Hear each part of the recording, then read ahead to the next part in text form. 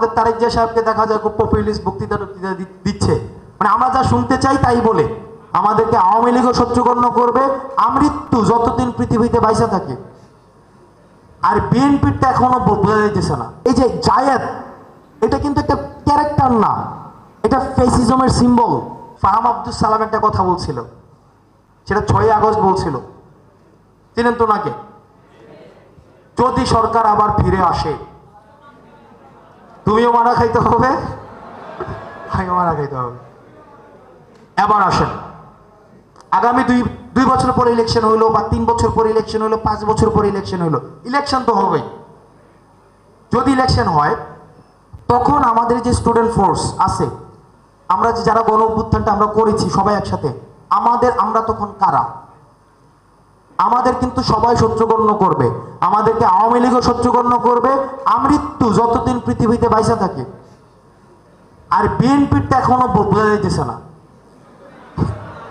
এদেরটা বোঝা যাইতেছে না। এরা শুরুর দিকে শুরু করে দিয়েছিল, পরে আবার একটু এখন আমাদের তারেক জিয়া সাহেবকে দেখা যায় খুব পপুলিস্ট বক্তৃতা দিচ্ছে, মানে আমরা যা শুনতে চাই তাই বলে।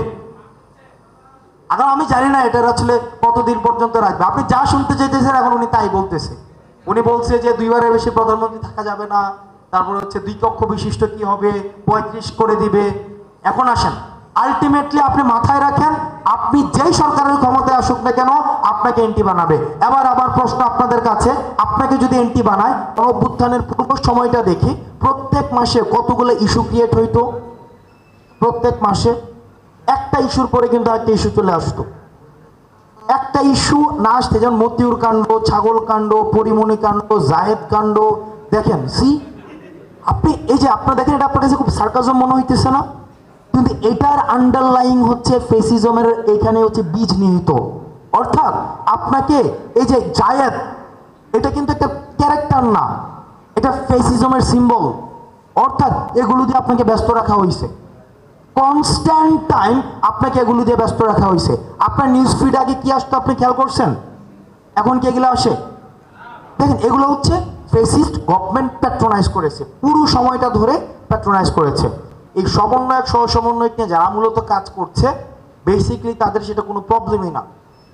আমরা এই পরিচয় আমি ব্যক্তিগতভাবে কোথাও ব্যবহার করেছি কিনা আমার মনে পড়ে না, যে একটা লেখা ফেসবুক পোস্ট দিয়ে নিচে লিখলাম সমন্বয়ক হাসনাত আব্দুল্লাহ বৈষম্য বিরোধী ছাত্র আন্দোলন। এটা অনেকটা সহসভাপতি টাইপের হয়ে যায়।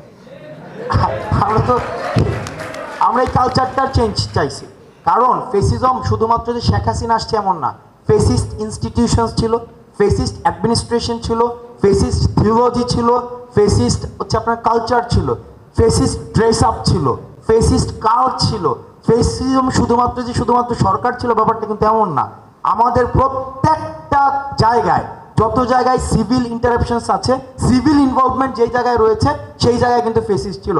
আপনাদের বাজার কমিটির সভাপতি ছিল না, মসজিদ কমিটির সভাপতি, তারপর হচ্ছে আপনার ওই যে কি যে চুল কাটে যে তাদের কি যেন কি বলে, নাপিত কমিটির সভাপতি।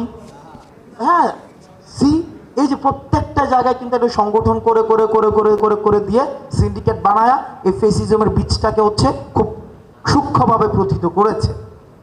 এবার আসেন, আপনারা এখানে যারা আসছেন তারা হচ্ছে শিক্ষিত মানুষ, আপনারা হচ্ছেন সমাজের যারা হচ্ছে আমরা ফিল্টার্ড ভার্সন যে মানুষগুলো বলি, এই ফিল্টার্ড ভার্সন মানুষগুলো এখানে আছেন।